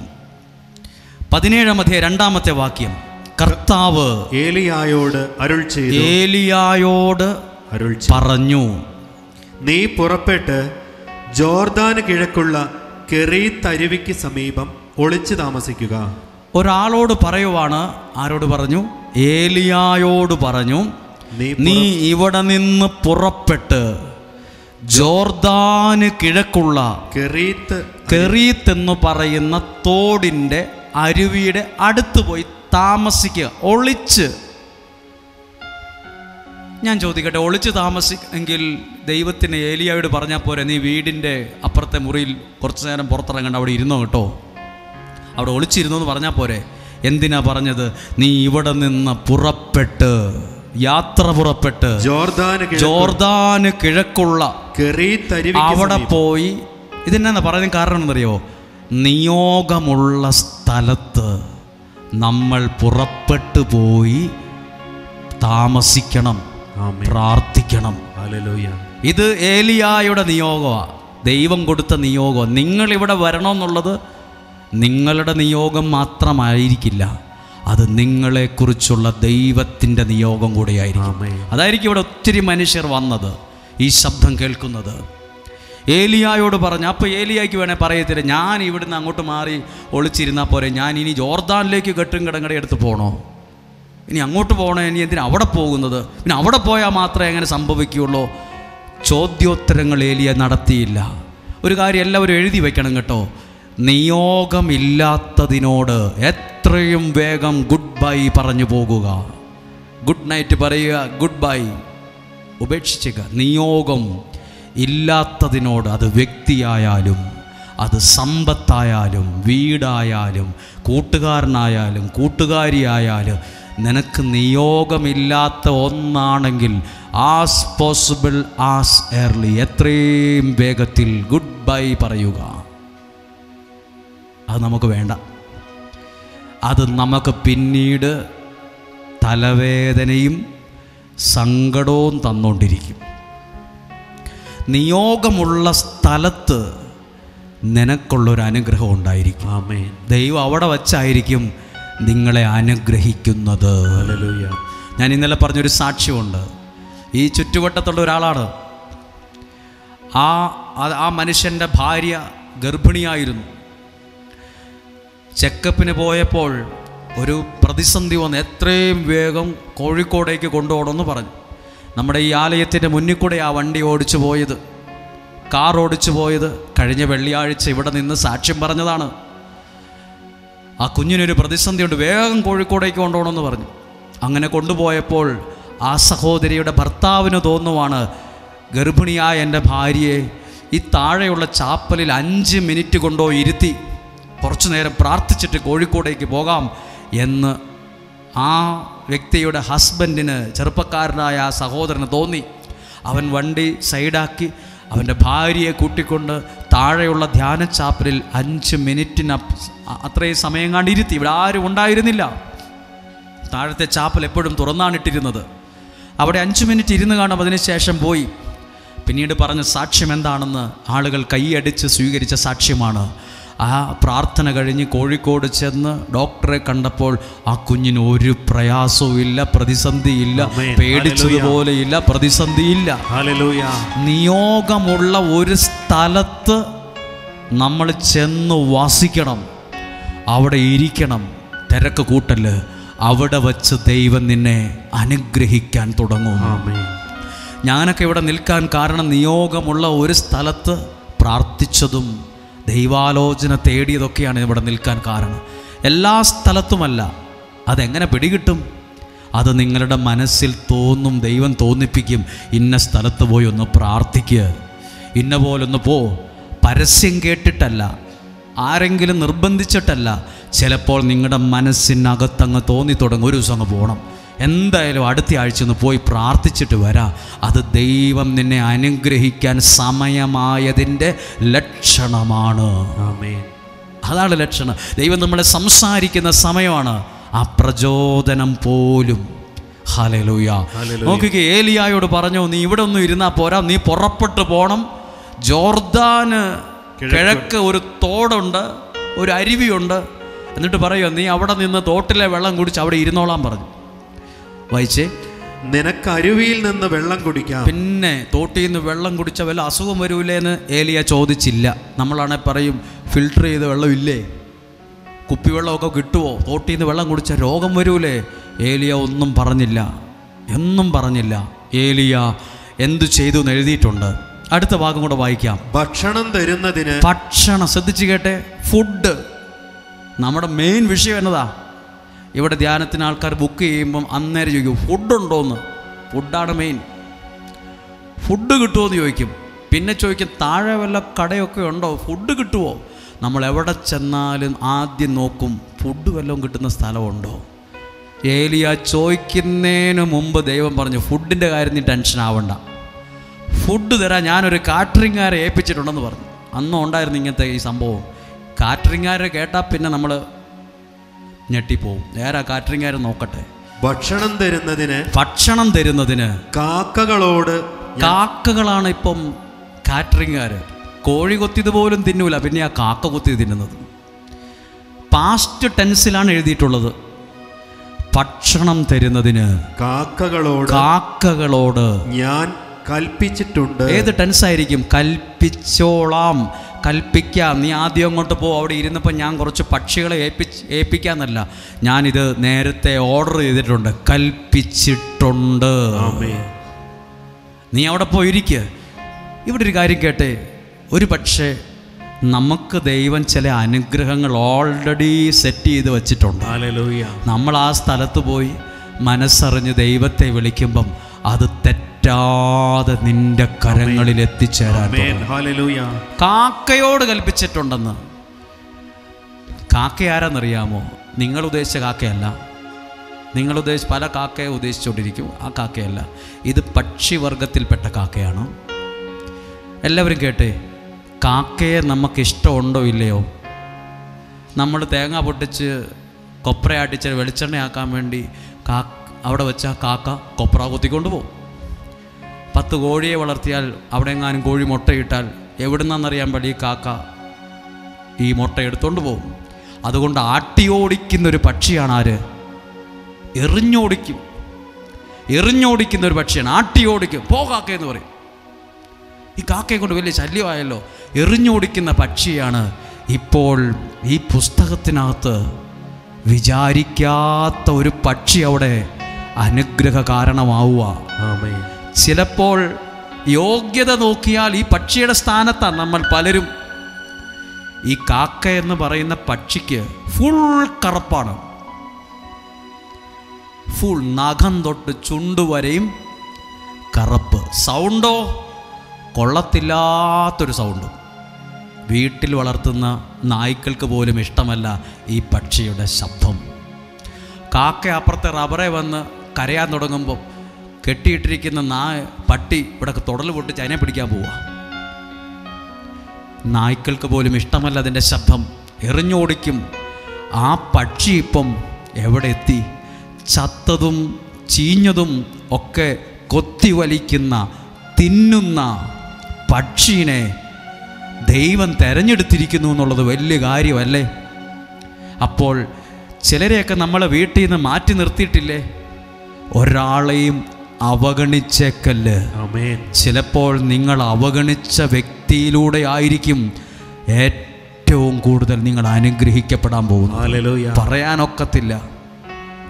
പറയാനൊക്കത്തില്ല. കാക്ക ഇപ്പം എന്നാ ചെയ്യാനാ? കാക്കയെ കൊണ്ട് എന്നെ ഗുണമുണ്ടാകാനാ?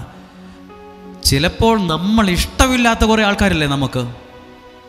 ഞാനിവിടെ പറഞ്ഞതാണ്, എനിക്കറിയാം പറഞ്ഞതാണെന്ന്, എന്നാലും ചിലപ്പോൾ അത് കേൾക്കാത്ത ആൾക്കാരുണ്ടാവും.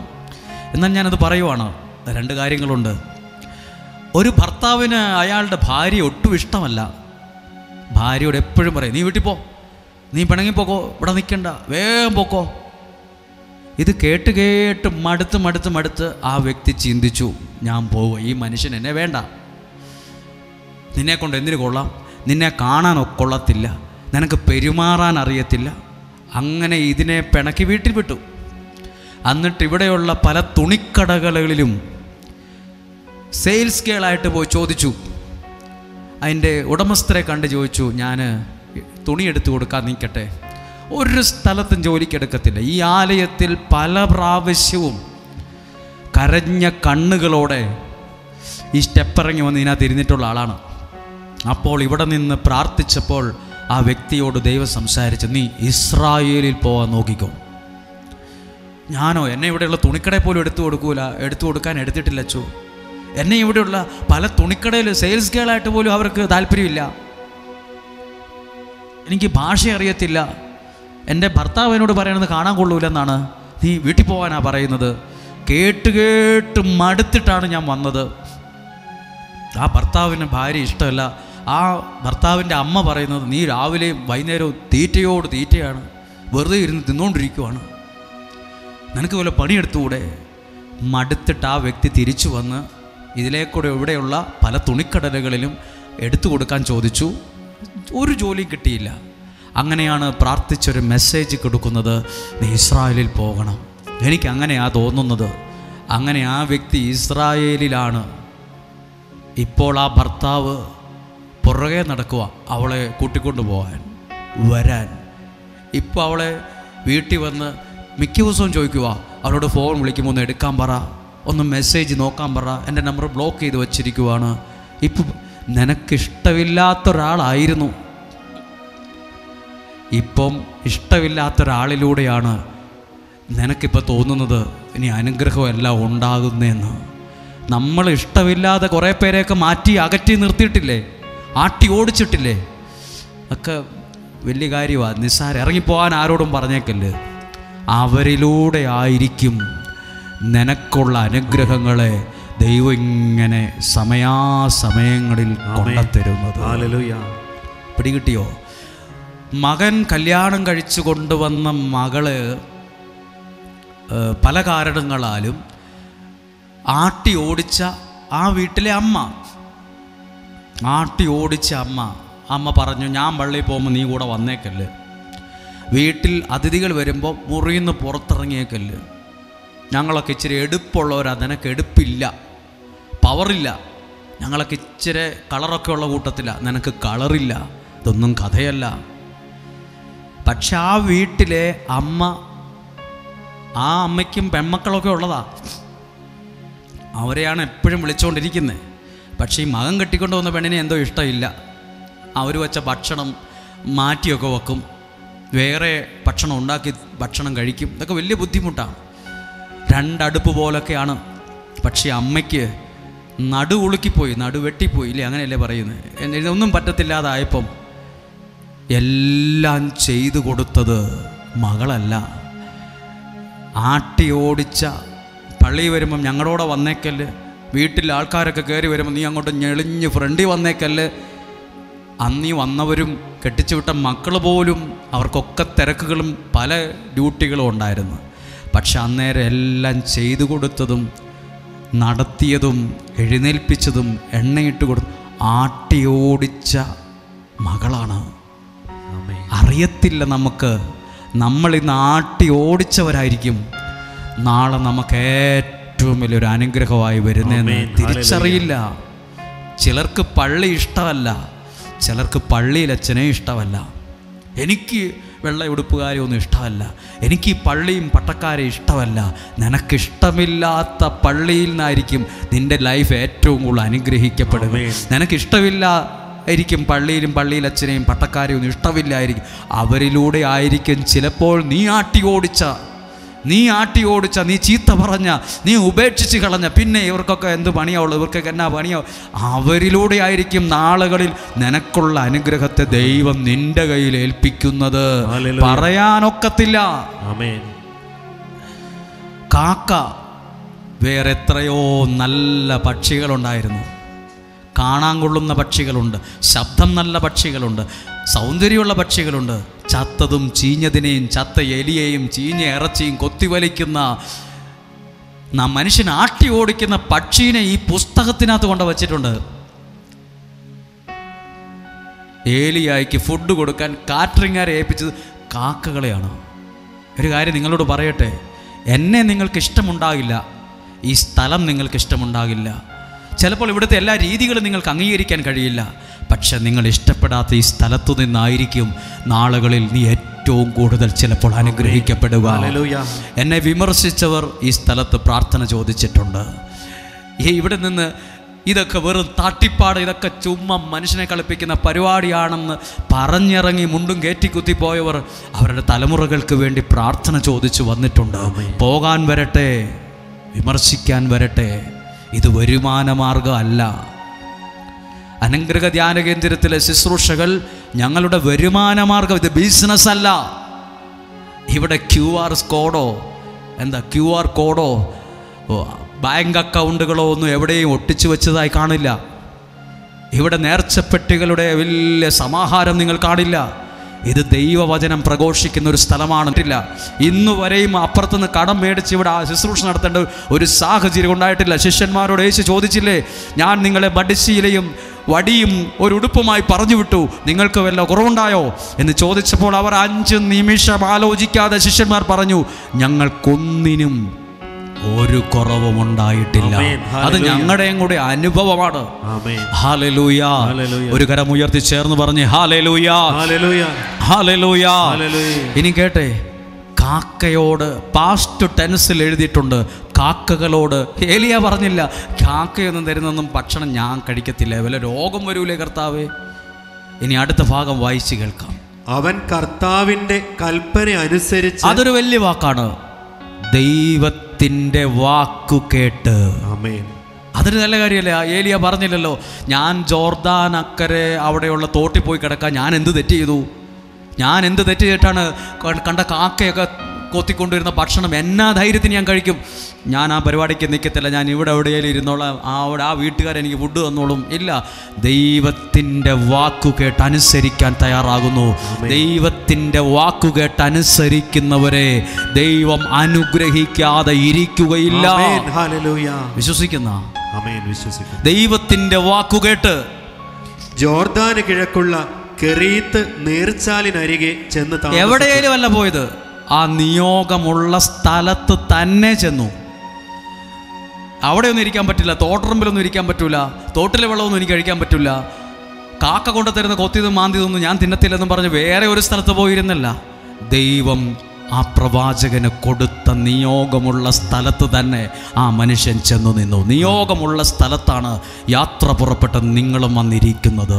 ഇവിടെ ഇരിക്കുന്ന ഓരോ വ്യക്തി ഏതു പ്രായമാകട്ടെ, നിങ്ങൾ വന്നിരിക്കുന്നത് നിയോഗമുള്ള ഒരു സ്ഥലത്താണ്. നിയോഗമില്ലായിരുന്നെങ്കിലും ഈ കസേരയൊന്നും ഇവിടെ ഇല്ലെന്ന് കാണുമ്പോൾ അന്നേരം അടുത്ത വണ്ടിയെ കയറി വീട്ടിൽ പോയേനെ. ഇങ്ങനെ ഞെരിഞ്ഞിരിക്കുക. എൻ്റെ വീട്ടിൽ നല്ല സെറ്റ് നല്ല റൂമൊക്കെ ഉണ്ട്, ഇവിടെ വന്ന് ഇങ്ങനെ ഇരിക്കേണ്ട ഒരാവശ്യമില്ല. ഇവിടെയുള്ള സാധാരണ കഞ്ഞി കുടിക്കേണ്ട ആവശ്യമൊന്നും ഇവിടെയുള്ള പലർക്കുമില്ല. നിങ്ങളുടെ വീട്ടിൽ ഇതിനേക്കാൾ നല്ല ഫുഡുണ്ടെന്ന് ഞങ്ങൾക്കറിയാം. ഇവിടെ വന്ന് ഈ ഒറ്റയാൾക്ക് കിടക്കാൻ പറ്റുന്ന കട്ടിലേലും നിലത്തുള്ള ചെറിയ പായയിലും ബെഡേലൊന്നും കിടക്കേണ്ട ഒരാവശ്യമില്ല. വീട്ടിൽ നല്ല ബെഡും നല്ല കട്ടിലും സാഹചര്യവും ഉള്ളവരാണ് ഈ കൂട്ടത്തിൽ ഭൂരിഭാഗവും. പക്ഷെ ഇവിടെ വന്ന് നിലത്ത് കിടക്കാൻ തയ്യാറായതെന്ത്? ഇവിടെ വന്ന് ഇങ്ങനെ ഈ ചൂടും ആവിയും ഒക്കെ സഹിച്ച് ഇതിനകത്തിരിക്കാൻ തയ്യാറായത് അത് നിങ്ങളുടെ മേൽ കിടക്കുന്ന ഒരു നിയോഗം ഉള്ളത് കൊണ്ടാണ്. ഹല്ലേലൂയ. അടുത്ത ഭാഗം വായിക്കുമ്പോൾ നിങ്ങൾക്ക് മനസ്സിലാവും. അതേ സ്ഥലത്ത് പോയിരുന്നു. കാക്കകൾ കാലത്തും, അത് ശ്രദ്ധിക്കണം, 6-ാമത്തെ വാക്യം, കാക്കകൾ കാലത്തും വൈകിട്ടും അവൻ അപ്പവും മാംസവും കൊണ്ടുവന്നു കൊടുത്തു. നിയോഗമുള്ള സ്ഥലത്താ കാക്കകൾ എത്തിയത്. ഇനി ഒരു കാര്യം, കാക്കയുടെ എവിടെയായിരിക്കും അപ്പവും മാംസവും ഉണ്ടായിരുന്നത്? ദൈവം കൊടുത്തേൽപ്പിച്ചത് കാക്കയുടെ കറുത്ത ചുണ്ടിലാണ് ഈ അപ്പവും മാംസവും ദൈവം കൊടുത്തുവിട്ടത്. ഇതുപോലെ നമ്മൾ വിചാരിക്കും പുള്ളിയിൽ നിന്നൊരു നന്മ ഉണ്ടാകത്തില്ല, പുള്ളിയെ ഈ ഒരു കാണാനും കൊള്ളത്തില്ല, പുള്ളിക്കൊരു കഴിവുമില്ല, പുള്ളിയിൽ നിന്ന് എന്നാ ഉണ്ടാകാനാ? അങ്ങനെ പറയാൻ വരട്ടെ. കറുത്ത നിറമുള്ള ആട്ടിയോടിക്കുന്ന പക്ഷിയുടെ ചുണ്ടിൽ ഇപ്പോൾ നിനക്കാവശ്യമായത് ദൈവം കൊടുത്തു വച്ചിരിക്കുക. ഈ കാക്കയുടെ സ്ഥാനത്തായിരിക്കും ചിലപ്പോൾ എൻ്റെയും സ്ഥാനം. ഇവിടെയുള്ള ശുശ്രൂഷക്കാരുടെ സ്ഥാനം ചിലപ്പോൾ നമ്മുടെ ആരുടെയൊക്കെയോ സ്ഥാനം. യോഗ്യനാണോ എന്ന് ചോദിച്ചാൽ യോഗ്യനൊന്നും അല്ല. പുള്ളിക്കതിന് എന്നാ യോഗ്യതയാണ് ഉള്ളത്, പുള്ളിക്കതിന് എന്നാ ഉള്ളതെന്നൊക്കെ പലരും ചോദിക്കും. നമുക്ക് ഈ പക്ഷിയെ പോലെ തന്നെയാണ്. കാണാനും വലിയ ഭംഗിയില്ല, വലിയ എടുത്തു പറയത്തക്ക യോഗ്യതയില്ല. പലരും ആട്ടി ഓടിച്ചതും അവഗണിച്ചതുമായ ജീവിതങ്ങളാണ് പലരും. ഒരാൾ വന്ന് ചോദിച്ചു, അച്ഛന് ഭയങ്കര എളിമയാണല്ലോ എന്ന്. ഞാൻ പറഞ്ഞു, എളിമയൊന്നുമല്ല, ഞാനൊരു പൊട്ടിപ്പൊളിഞ്ഞ വീട്ടിൽ നിന്ന് കയറി വന്നതാണ്, ഞാനൊരു ചീഞ്ഞ സ്ഥലത്തുനിന്ന് വന്നയാളാണ്. എനിക്ക് യോഗ്യനാണെന്ന് നടിക്കാൻ വലിയ യോഗ്യതയില്ല. പിന്നെ ഞാൻ നോർമലായിട്ട് നിന്നാൽ പോരെ? എനിക്ക് വലിയ കാര്യമായിട്ട് നിൽക്കാനുള്ള യോഗ്യത എൻ്റെ വീടിൻ്റെ സാഹചര്യം ബന്ധപ്പെട്ടില്ല. ഞാൻ ഉള്ളതുപോലെ തന്നെയാണ് നിൽക്കുന്നത്. എനിക്കറിയാം ഈ പക്ഷിയെ പോലെയാണ് നമ്മൾ പലരും. പക്ഷെ നമ്മളിലൂടെ ആരൊക്കെയോ അനുഗ്രഹിക്കപ്പെടുന്നു എന്നുള്ളത് ഒരു വലിയ കാര്യമാണ്. ആട്ടി ഓടിക്കാൻ വരട്ടെ കേട്ടാ, അയാളെ കൊണ്ട് എന്ത് ഗുണമുള്ളത്? ഞാനിങ്ങനെ ഒരു ഉദാഹരണം പറയാം. ഞാനൊരു സ്ഥലത്ത് ഒരു വീട്ടിൽ പ്രാർത്ഥിക്കാൻ പോയപ്പോൾ, ഞാനിത് പറഞ്ഞതാണെന്ന് എനിക്കറിയാം, ചെന്നപ്പോഴേ ആ വീട്ടിലുണ്ടായിരുന്ന ഒരാൾക്ക് പള്ളിയിലച്ഛനെ താല്പര്യമില്ലാത്ത ആളാണ്. ഞാൻ യാദൃച്ഛികമായി പോയതല്ല, ഒരു കാര്യത്തിന് വേണ്ടി, ഒരാൾക്ക് വേണ്ടി, വയ്യാണ്ട് കിടക്കുന്ന ഒരാൾക്ക് വേണ്ടി അവർ കാര്യമായി വിളിച്ചപ്പോൾ ഞാൻ പോയതാണ്.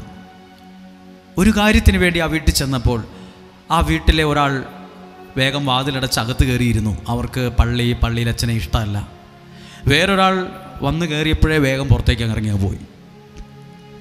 അവർക്ക് അത്രയും കൂടെ താല്പര്യമില്ല. അത് ആ വീട്ടിലുള്ളവരെ ചെറുതായിട്ട് വിഷമിപ്പിച്ചു എന്നെനിക്കറിയാം. പക്ഷെ അവരവരുടെ വഴിക്ക് വിട്. പക്ഷെ ആ വീട്ടിൽ നിന്ന് പോന്നപ്പോൾ ദൈവമായ കർത്താവ് ഒരു വാക്ക് ഞാൻ അവിടെ നിന്ന് പറഞ്ഞേച്ചാ പോന്നേ. ശാപത്തിൻ്റെ വാക്കല്ല. ഇവർക്കൊക്കെ പള്ളിയും പള്ളിക്കാരെയും പട്ടക്കാരെയും ഒന്നും ഇഷ്ടമല്ലല്ലോ. പക്ഷെ വെള്ളയുടുപ്പിട്ട ഒരാളിലൂടെ നിങ്ങളുടെ വീട്ടിലെ ഒരാൾ, ഈ മകൻ അനുഗ്രഹിക്കപ്പെടുമെന്ന് പറഞ്ഞു. അതൊന്നും ആരും മുഖവിലയ്ക്ക് എടുത്തിട്ടുണ്ടാവില്ല. പിന്നെ ഞങ്ങളുടെ കുടുംബത്തിൽ ആരും വെള്ളയുടുപ്പിട്ടവരില്ല, ഞങ്ങളുടെ കുടുംബത്തിൽ ആരും അച്ഛന്മാരൊന്നും ഇല്ല എന്നൊക്കെ അവർ ചിന്തിച്ച് കാണുമായിരിക്കാം. അവർ ആ കുടുംബത്തിൽ അച്ഛന്മാരുണ്ടോ ഇല്ലയോ എന്നൊന്നും എനിക്കറിയില്ല.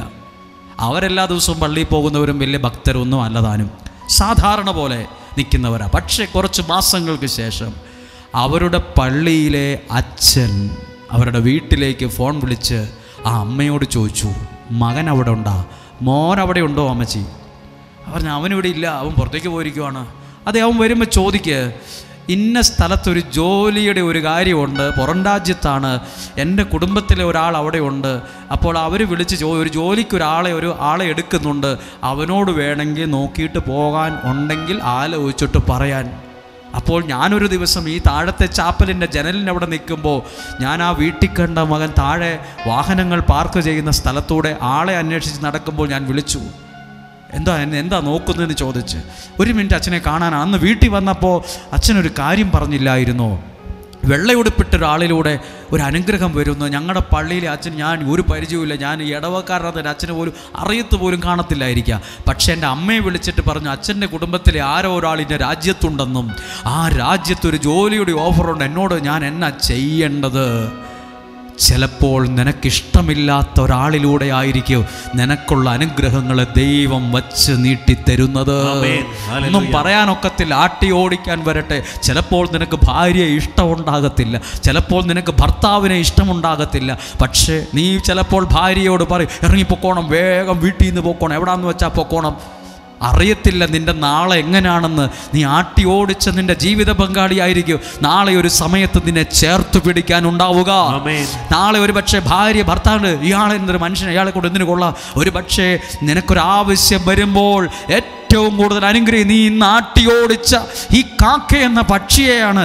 ഒരു പ്രവാചകൻ കെറീത്ത് എന്ന തോടിൻ്റെ സൈഡിൽ കിടക്കുമ്പോൾ ഭക്ഷണം കൊടുക്ക് ദൈവം ഏൽപ്പിച്ചു വിട്ടത്. ഈ ആലയവും നിങ്ങൾക്ക് ചില അനുഗ്രഹങ്ങളെ വെച്ച് നീട്ടുന്നുണ്ട്. ഒരു കരം ഉയർത്തി ഉറക്കിയെന്ന് പറഞ്ഞേ ഹല്ലേലൂയ, ഹല്ലേലൂയ, ഹല്ലേലൂയ. ഇനി അടുത്തൊരു കാര്യമുണ്ട്. കാക്കകൾ കാലത്തും വൈകിട്ടും അവൻ അപ്പവും മാംസവും കൊണ്ടുവന്നു. അവിടെ നിങ്ങൾ ശ്രദ്ധിച്ചോ, റൂട്ട് തെറ്റിയിട്ടില്ല.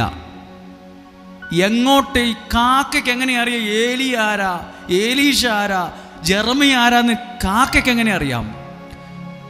കാക്കയ്ക്ക് നമ്മുടെ പേരറിയത്തില്ല. പക്ഷെ ഇവിടെ ഒരു കാര്യമുണ്ട്, ദൈവം കൊടുത്തു വിട്ടത് ലക്ഷ്യം തെറ്റാതെ കൃത്യ സ്പോട്ടിലെത്തിയത് കണ്ട. റൂട്ട് തെറ്റിയിട്ടില്ല. നമ്മൾ ഇവിടുന്ന് പോകുന്ന വണ്ടി എത്ര റൂട്ട് മാപ്പ് വെച്ച് പോയി ഇവിടുന്ന് പോയാലും ചിലപ്പോൾ റൂട്ട് തെറ്റി അങ്ങോട്ടും ഇങ്ങോട്ടൊക്കെ പോയെന്നിരിക്കും. അപ്പോൾ നമ്മുടെ ഗൂഗിൾ മാപ്പ് പറയും നിങ്ങൾ റോങ്ങായ വഴി കൂടെ പോകുന്ന റൂട്ട് യൂട്ടേൺ എടുത്ത് തിരിച്ചു പോകാനൊക്കെ പറയും. ഈ പക്ഷി റൂട്ട് തെറ്റാതെ കൃത്യ സ്ഥലത്ത് കൃത്യമായിട്ട് അത് എത്തിച്ചു കൊടുക്കും. ഇതുപോലെ നിങ്ങൾ നിയോഗമുള്ളൊരു സ്ഥലത്തിരുന്ന് ചിലപ്പോൾ പാസ്പോർട്ടൊക്കെ എടുത്ത് പിടിച്ചോണ്ടായിരിക്കും പ്രാർത്ഥിക്കുന്നത്. ചിലപ്പോൾ പറമ്പിൽ നിന്ന് എടുത്തുകൊണ്ട് വന്ന ഒരു പിടി മണ്ണ് ആ കൂടിനകത്ത് കെട്ടി കയ്യിലിരിപ്പുണ്ടാവും. ചിലപ്പോൾ ഒരു ഗ്ലാസ് കുറച്ച് വെള്ളം ഒരു ഫ്ലാസ്കിനകത്ത് വെച്ച് ഒരു കുപ്പിക്കകത്ത് വെച്ച് പ്രാർത്ഥന ചോദിക്കാനൊക്കെ പല കാര്യങ്ങളുമായി പ്രാർത്ഥിക്കുമ്പോൾ നിങ്ങൾക്ക് ദൈവം തരാൻ ഉദ്ദേശിച്ചത് റൂട്ട് തെറ്റാതെ അത് നിങ്ങളുടെ കൈകളിൽ തന്നെ എത്തുന്ന ഒരു സ്ഥലത്താ എന്തായാലും ദൈവം കൊണ്ടുവന്ന് ഇരുത്തിയിരിക്കുന്നത്. ഒന്ന് പറഞ്ഞേ ഹല്ലേലൂയ. ഒന്ന് ശബ്ദം ഉയർത്തി ഉറക്കി ഒന്ന് കരം ഉയർത്തി പറഞ്ഞേ ഹല്ലേലൂയ, ഹല്ലേലൂയ. തെറ്റാതെ അനുഗ്രഹം വന്നു കണ്ടോ. നിയോഗമുള്ള ഒരു സ്ഥലത്ത് പോയി വസിച്ച് പ്രാർത്ഥിക്കുമ്പോൾ നിങ്ങൾക്കുള്ള അനുഗ്രഹങ്ങൾ എങ്ങോട്ടും വഴിമാറിപ്പോകാതെ അത് നിങ്ങളുടെ കൈകളിൽ എത്തുക തന്നെ ചെയ്യും, എത്തുക തന്നെ ചെയ്യും. കൊടുത്തു വിട്ടതാരുടെ കയ്യിലാ? ആട്ടി ഓടിക്കുന്ന ഒരു പക്ഷിയുടെ കയ്യിൽ. ആട്ടി ഓടിക്കുന്ന ഒരു പക്ഷിയുടെ കറുത്ത ചുണ്ടിലാണ് അപ്പവും. കാക്കയ്ക്കൊരു ഈ കാക്കനെ സമ്മതിക്കണം. ഈ കാക്കയോളം ഈ കാക്ക ബൈബിളിലെ ഒരു പക്ഷിയാണ്. ഈ വിശ്വസ്തതയുള്ളൊരു പക്ഷിയാണ്. എന്താ കറക്റ്റാ. പുള്ളി സത്യസന്ധനാ, വിശ്വസ്തനാ. കാരണം കാക്കയ്ക്ക് ഒരപ്പമോ ഇറച്ചിയോ കിട്ടിയാൽ അതാദ്യം ചെയ്യുന്നത് കുറച്ചുകൂടെ പൊക്കത്തിലുള്ള ഒരു മരത്തിൻ്റെ കൊമ്പയിലേക്ക് പോയിരുന്ന് കാലയിലോട്ട് കൊളുത്തിപ്പിടിച്ച് കൊത്തിപ്പറിച്ചത് തിന്നും. ഈ വർഗത്തിൽപ്പെട്ട പക്ഷികളെല്ലാം ഇങ്ങനാണ് ചെയ്യുന്നത്.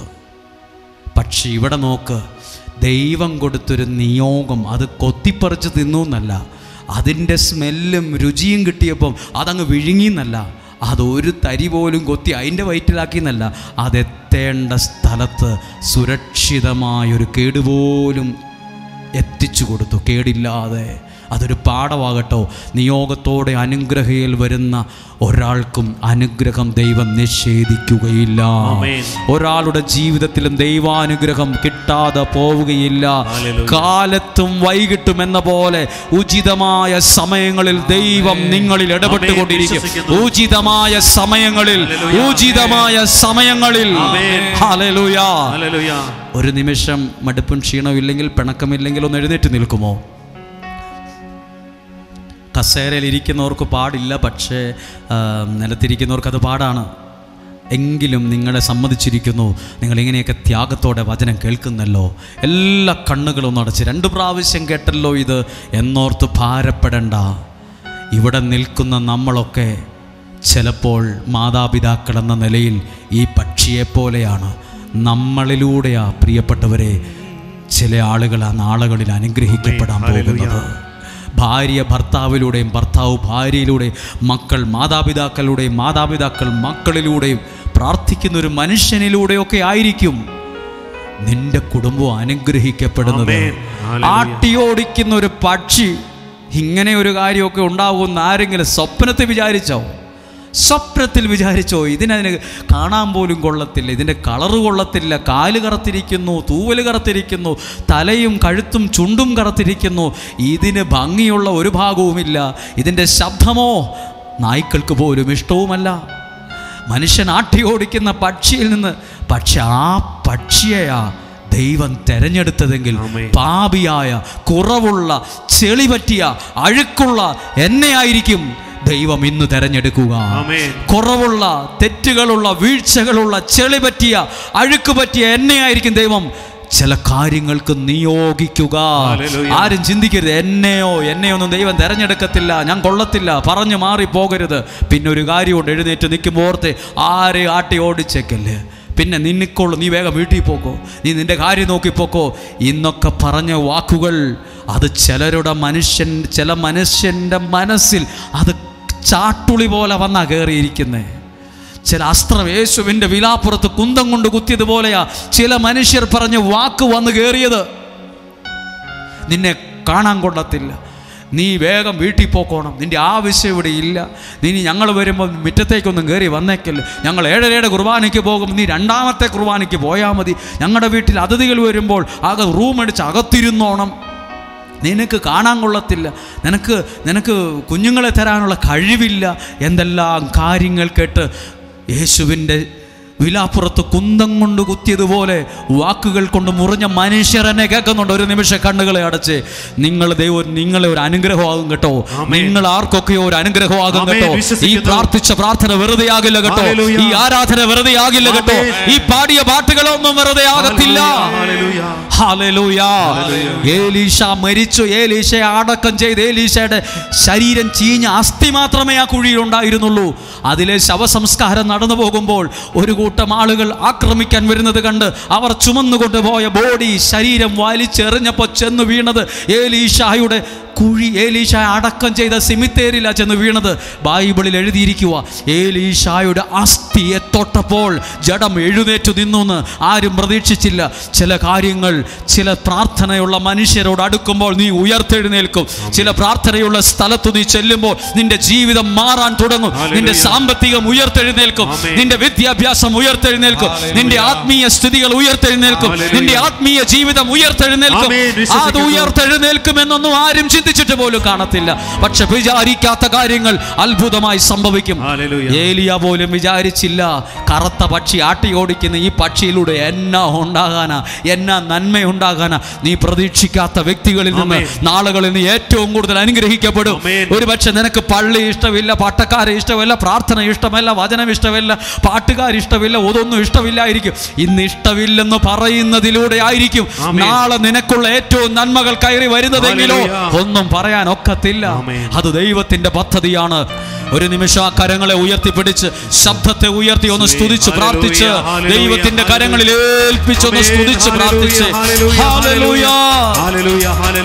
എല്ലാവരും സ്തുതിക്കുന്നു. ദൈവത്തിന്റെ ബലമുള്ള കരങ്ങളിൽ വിശ്വാസത്തോടെ ആമേൻ ജീസസ്. കരങ്ങളടിച്ചൊന്ന് ചേർന്ന് പാടാമോ? കരമടിച്ചൊന്ന് ചേർന്ന് പാടാം.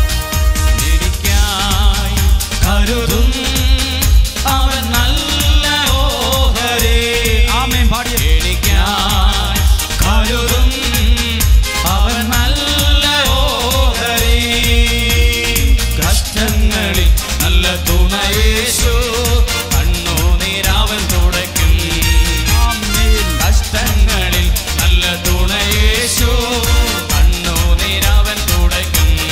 ചേർന്ന് പാടുന്നു. വഴിയൊരുക്കും അവനാഴികളിൽ വലം കൈയിൽ പിടിച്ചെന്നെ വഴി നടത്തും. വഴിയൊരുക്കും അവനാഴികളിൽ വലം കൈയിൽ പിടിച്ചെന്നെ വഴി നടത്തും. വാതിലുകൾ സകലതും അടഞ്ഞിടിലും വല്ലവൻ പൊതുവഴി തുറന്നിടുമേ. വാതിലുകൾ സകലതും അടഞ്ഞിടിലും വല്ലവൻ പൊതുവഴി. അക്കരം ഉയർത്തി അടിച്ച് കരുതും അവൻ നല്ല ഓഹരി. കരുതും അവൻ നല്ല ഓഹരി.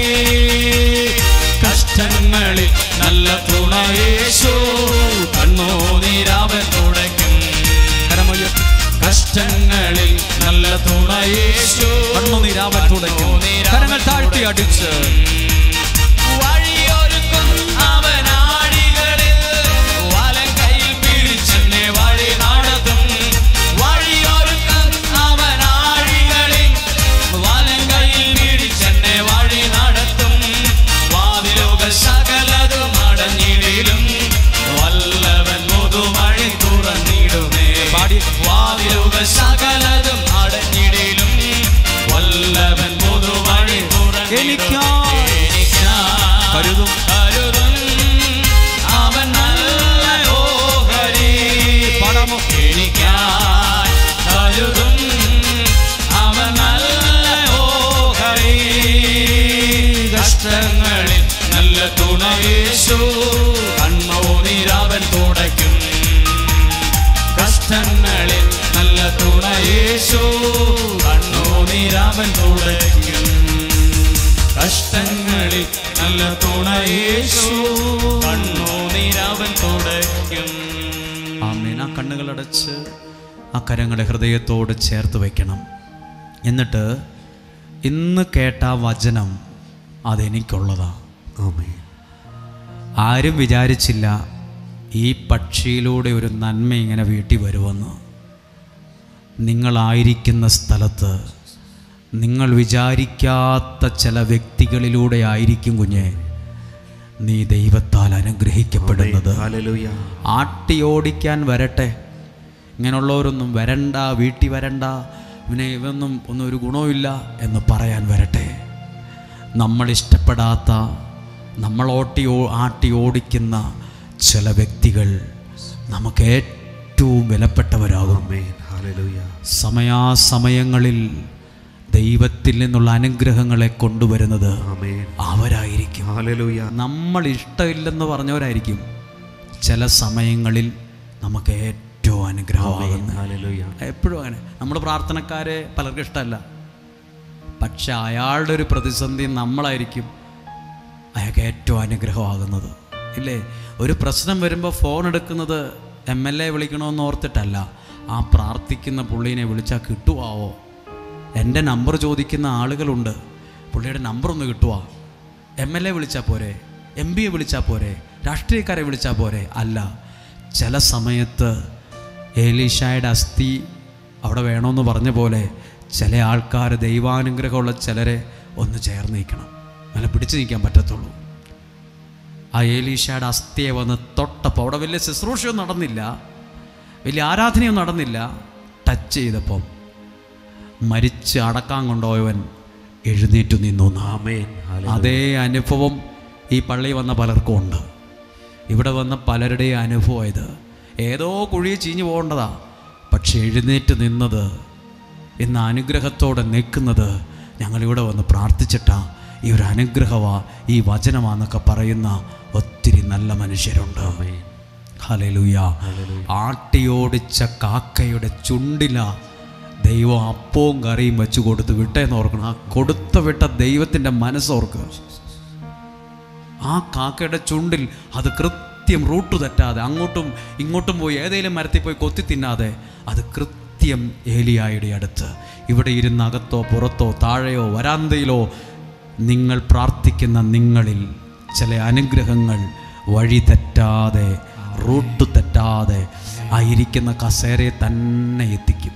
അവിടെ ഒരു വാക്കുണ്ട്, ഏലിയായ്ക്ക് ഈ കാക്ക ഭക്ഷണം കൊണ്ട് കൊടുത്തിട്ട് അവിടെ വച്ചേച്ച് പറന്നു പോയെന്നല്ല, ഏലിയായുടെ കയ്യിലെത്തുന്ന വിധത്തിൽ അതെത്തിച്ചു. അതിനകത്തൊരു ഡിവൈൻ പ്ലാനുണ്ട്, ഒരു ദൈവ പദ്ധതിയുണ്ട്. കണ്ണുകളൊന്ന് അടച്ച് ഇരിക്കുന്ന സ്ഥലത്ത് തന്നെ ഇരുന്ന് ഈ പാട്ടിൻ്റെ വരികളൊന്ന് ഓർക്കുവാണ്. എന്നറിയാമോ, ഈ പാട്ടിൻ്റെ വരികൾ ഓർക്കുമ്പോൾ ആ പാട്ട് ഞാൻ പറയാം. എൻ ദൈവത്താൽ കഴിയാത്തത് ഏതുമില്ല, തൻ നാമത്താൽ സാധ്യമേ എല്ലാം എല്ലാം.